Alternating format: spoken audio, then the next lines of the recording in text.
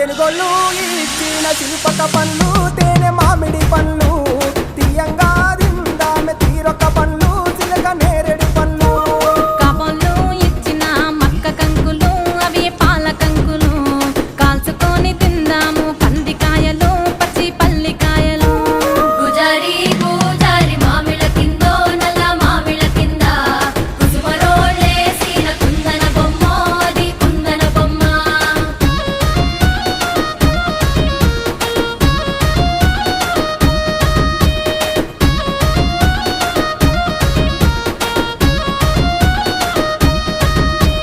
బెస్తోలు పెట్టిన పచ్చి చేపలు